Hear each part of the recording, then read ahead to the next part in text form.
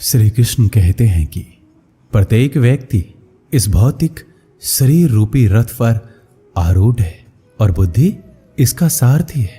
मन इसका लगाम है तथा इंद्रियां घोड़े हैं।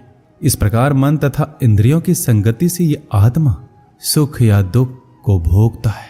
मृत्यु के समय जीव द्वारा विकसित की गई चेतना उसे दूसरे शरीर में ले जाती है। कौन क्या कर रहा है, कैसे कर रहा है, क्यों कर रहा है, इन सब से आप जितना दूर रहेंगे उतना ही आप खुश रहेंगे। अहंकार, घमंड, क्रोध और निष्ठुरता यह अज्ञान से उत्पन्न हुए आसुरी प्रकृति के लोगों के भुन है। इनका त्याग करना ही हमें अच्छा इंसान बनाता है। मोह उसी का करो जिस पर आपका अधिकार है। जिस पर आपका अधिकार ही नहीं है उसका मोह भी नहीं करना चाहिए। विषय वस्तुओं के बारे में सोचते रहने से मनुष्य को उनसे आसक्ति हो जाती है। इससे उनमें कामना यानी इच्छा पैदा होती है और कामनाओं में विघ्न आने से क्रोध की उत्पत्ति होती है। जितना हो सके खामोश रहना ही अच्छा है, क्योंकि सबसे ज्यादा गुनाह इंसान से उसकी जुबान ही करवाती है।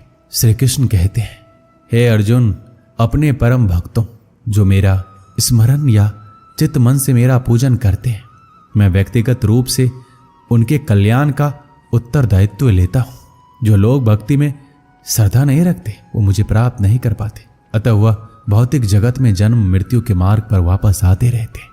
किसी काम की चिंता करना ठीक है, पर चिंता इतना भी नहीं होना चाहिए कि वह काम ही बिगड़ जाए। अच्छी नीयत से किया गया काम कभी व्यर्थ नहीं जाता और उसका फल आपको जरूर मिलता है।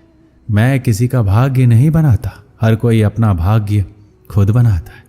आप जो भी कर्म कर रहे हो उसका फल आपको कल प्राप्त होगा, और आज जो आपका भाग्य है वह आपके द्वारा पहले किए गए कर्मों का फल है।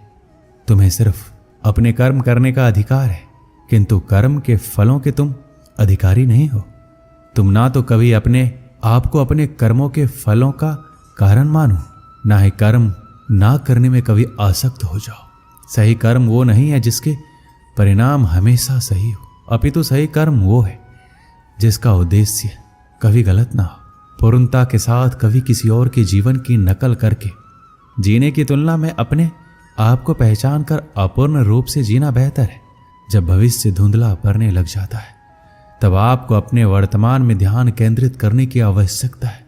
कोशिश कर, हल निकलेगा, आज नहीं तो कल निकलेगा। जीवन की सबसे बड़ी गलती वही होती है जिस गलती से हम कुछ सीख नहीं पाते हैं। जब हमारा दिमाग यानी कि मन कमजोर होता है तो परिस्थितियां समस्या बन जाती है, लेकिन जब मन स्थिर होता है तब परिस्थितियां चुनौती बन जाती है। जब हमारा मन मजबूत होता है तो परिस्थितियां अवसर बन जाती है। मनुष्य की मानवता उसी वक्त नष्ट हो जाती है जब उसे दूसरों के दुख पर हंसी आने लगती है। समय यही सिखाता है कि जिंदगी किसी का इंतजार नहीं करती, ना ही किसी के लिए रुक सकती है। मनुष्य को अपने कर्मों के संभावित परिणामों से प्राप्त होने वाली विजय या पराजय, लाभ या हानि, प्रसन्नता या दुख इत्यादि के बारे में सोचकर चिंता से ग्रसित नहीं होना चाहिए। यदि आप अपनी गलतियों से कुछ सीखते हो तो गलतियां सीढ़ियां हैं, और नहीं सीखते हैं तो गलतियां सागर है।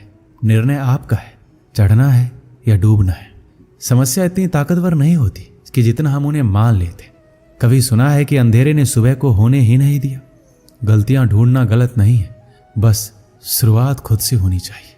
जरूरी नहीं हर बार आपके शब्दों को सही समझा जाए, इसलिए कभी कभी चुप रहना ही ज्यादा बेहतर होता है।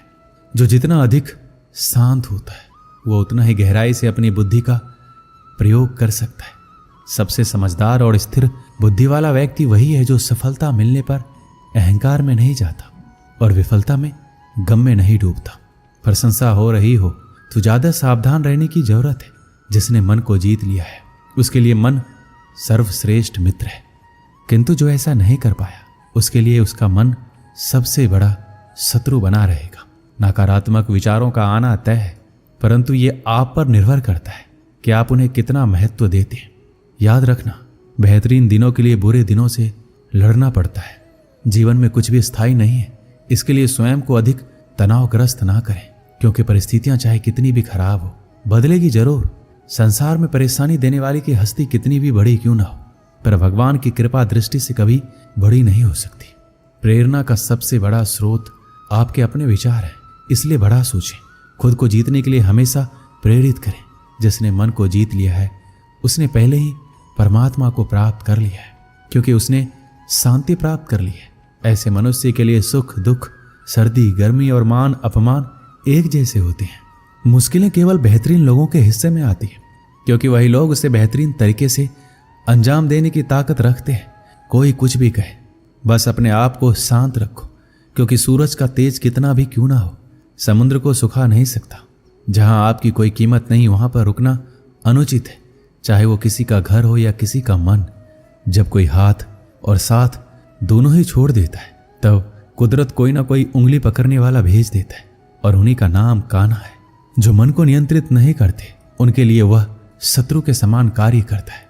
दुनिया के सामने जीतने वाला विजेता नहीं होता, बल्कि किन रिश्तों के सामने कब और कहां पर हारना है ये जानने वाला भी विजेता होता है। जो लोग बुद्धि को छोड़कर भावनाओं में बह जाते हैं उन्हें हर कोई मूर्ख बना सकता है। जैसे जल में तैरती नाव को तूफान उसे अपने लक्ष्य से दूर ले जाता है, ठीक वैसे ही इंद्रिय सुख मनुष्य को गलत रास्ते की ओर ले जाता है। आपका विश्वास एक पर्वत को भी खिसका सकता है, लेकिन आपके मन का संदेह दूसरा पर्वत खड़ा कर सकता है।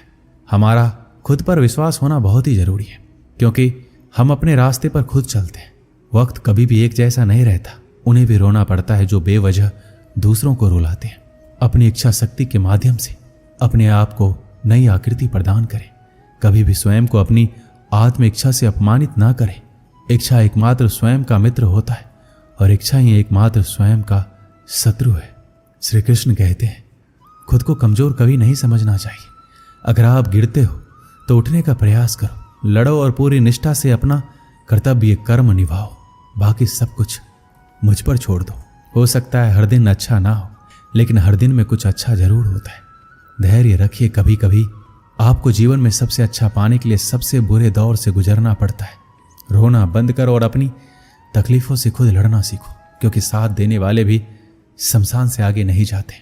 समय जब न्याय करता है तब गवाहों की आवश्यकता नहीं पड़ती है। अगर साफ नियत से मांगा जाए तो ईश्वर किस्मत से बढ़कर देता है।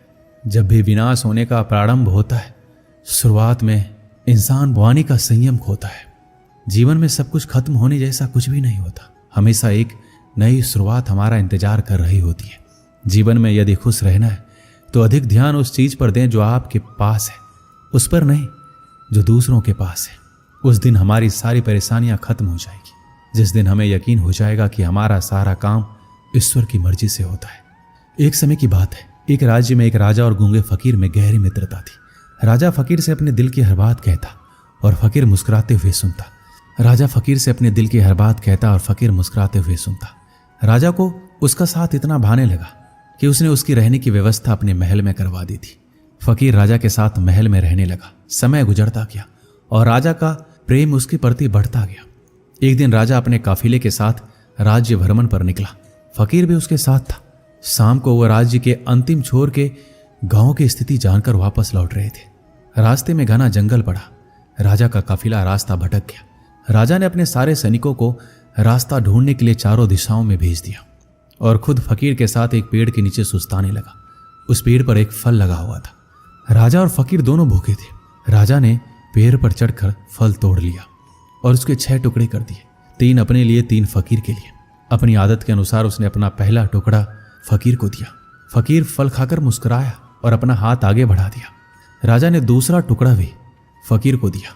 फकीर फल खाकर मुस्कुराया और फिर से अपना हाथ आगे कर दिया। राजा ने उसे तीसरा टुकड़ा भी दे दिया। एक एक करके फकीर 5 टुकड़े खा गया और 6वें के लिए भी आगे हाथ बढ़ा दिया।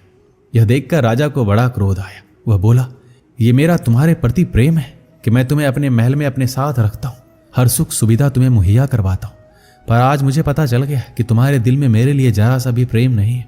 भूखा मैं भी हूं, किंतु तुम इतने स्वार्थी हो कि सारा फल खुद खा जाना चाहते हो। तुम्हारी असलियत में जान क्या, आज से हमारी दोस्ती खत्म। अभी इसी वक्त मेरी नजरों से दूर चले जाओ। यह सुनकर फकीर वहां से चला गया। फकीर जाने के बाद राजा फल का आखिरी टुकड़ा खाने लगा। फल को चबाते ही उसने फल थूक दिया। फल इतना कड़वा था कि उसे खाया ही नहीं जा सकता था। राजा को समझ आ गया कि फकीर क्यों सारे टुकड़े मांगकर खा जाना चाहता था, क्योंकि फकीर राजा से बहुत प्रेम करता था। राजा की दी हर चीज वह खुशी खुशी स्वीकार करता था और सदा मुस्कुराता रहता था। इसलिए जब राजा ने उसे फल दिया तो उसने स्वीकार कर लिया और कड़वा होने के बावजूद भी मुस्कुराते हुए खा गया। वह सारे टुकड़े इसलिए मांगकर खा जाना चाहता था ताकि राजा को इस बात का पता नहीं चल सके कि वह उसे कड़वा फल खिला रहा है। जब राजा के दिए गए मीठे फल उसने खुशी खुशी खाए थे तो कड़वा क्यों नहीं खाता। ये बात समझ में आने पर राजा पछताने लगा, मगर अब देर हो चुकी थी। अपने संदेह के कारण वह अपना परम मित्र खो चुका था। इस कहानी से हमें क्या सीख मिलती है? सच्चा दोस्त कभी आपका बुरा नहीं चाहेगा, वह आपको रोकेगा भी आपके भले के लिए। सच्ची दोस्ती हमेशा सहज कर रखे। दोस्ती के फल में संदेह का कीड़ा लग जाए तो उसे खराब होते देर नहीं लगती। इसलिए जब भी दोस्ती करें भरोसे की नींव पर करें। दोस्तों, इस वीडियो में बस इतना ही। मिलते हैं अगली वीडियो में। अपना ख्याल रखिएगा। जय श्री कृष्ण।